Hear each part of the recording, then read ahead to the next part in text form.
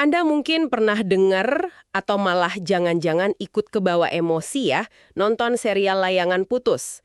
Tapi gini, tahu nggak sih di balik suksesnya yang wow global banget, trending di lebih dari 25 negara itu, ternyata ada serangkaian keputusan yang mungkin bisa dibilang cukup gila dari produsernya.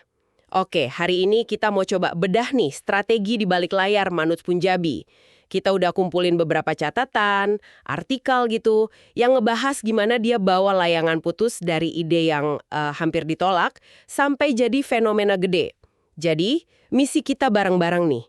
Kita mau bongkar. Keputusan mana aja sih yang paling berisiko? Terus gimana intuisi dia berperan di sini? Dan kenapa langkah berani itu justru malah, boom, meledakkan serial ini secara global? Siap ya? Mari kita mulai.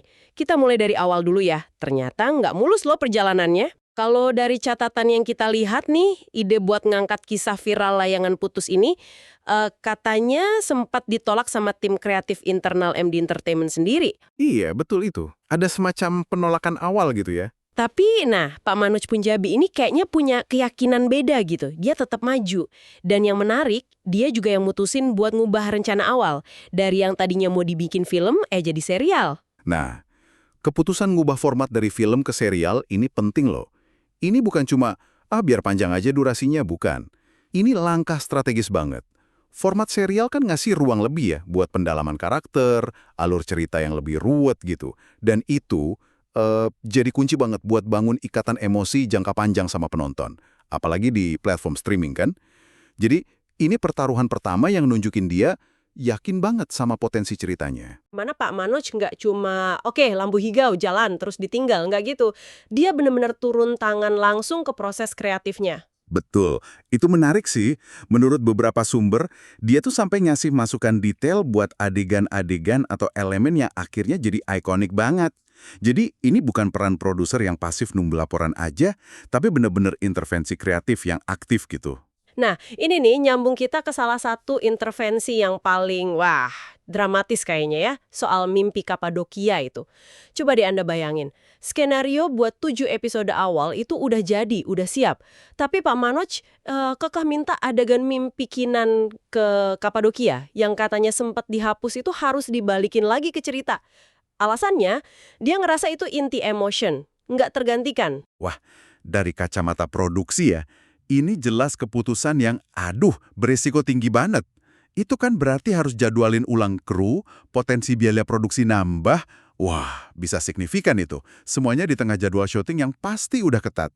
Tapi, yaitu, hasilnya adalah adegan It's My Dream Mas yang viralnya minta ampun. Ini nunjukin prinsip kuncinya Pak Punjabinya.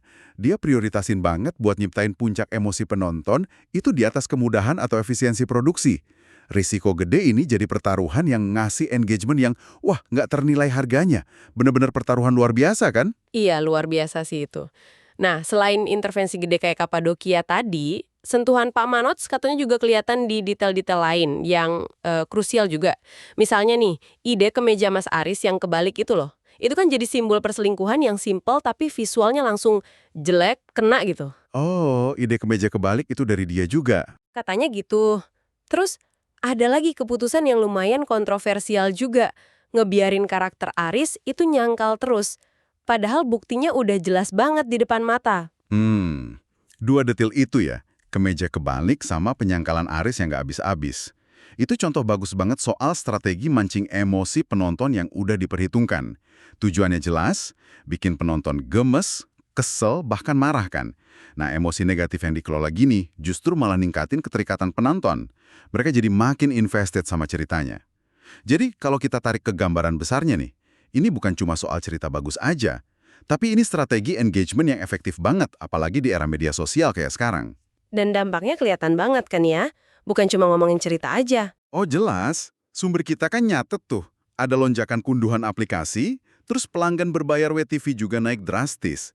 Fenomenanya bahkan sampai bikin pejabat publik ikut komentar loh. Heboh banget waktu itu. Ini nunjukin gimana keputusan kreatif yang dasarnya intuisi kuat sama berani ambil risiko itu bisa punya gaung yang luas banget. Jauh melampaui sekedar rating atau metrik produksi biasa. Tapi ya, penting juga sih buat dicatat, Narasi sukses kayak gini tuh seringkali nggak sepenuhnya nangkep dinamika atau mungkin perdebatan internal yang kejadian pas keputusan berisiko itu diambil. Pasti ada pro kontranya juga di dalam. Oke, jadi cukup jelas ya benang merahnya, gimana rangkaian keputusan berani ini mulai dari dia perjuangin idenya di awal, ubah format, maksa masukin adegan kunci kayak Kapadocia, sampai ke detail-detail ikonik dan plot yang mancing emosi, itu semua jadi fondasi kenapa Layangan Putus bisa sesukses itu. Jadi dari pembahasan kita nih, kelihatan banget ya gimana intuisi sama keberanian seorang produser buat ambil langkah yang mungkin nggak populer atau berisiko tinggi, itu jadi krusial banget. Benar sekali. Ini jadi contoh menarik buat Anda semua tentang gimana dalam sebuah proyek kreatif atau bahkan mungkin bisnis ya. Visi tunggal yang kuat ditambah keberanian buat ngeksekusi langkah yang berisiko, walaupun mungkin melawan arus atau banyak yang ragu, itu kadang bisa jadi pembeda. Pembeda antara karya yang biasa aja sama sebuah fenomena. Dan ini mungkin bisa jadi sesuatu buat Anda renungkan juga nih. Dalam proses kreatif atau pengambilan keputusan Anda sendiri, seberapa besar sih ruang yang Anda kasih buat intuisi? Buat keberanian ambil resiko? Terutama mungkin pas data atau suara mayoritas di sekitar Anda bilang, jangan deh, mending ambil jalan yang lebih aman aja. Nah, gimana tuh?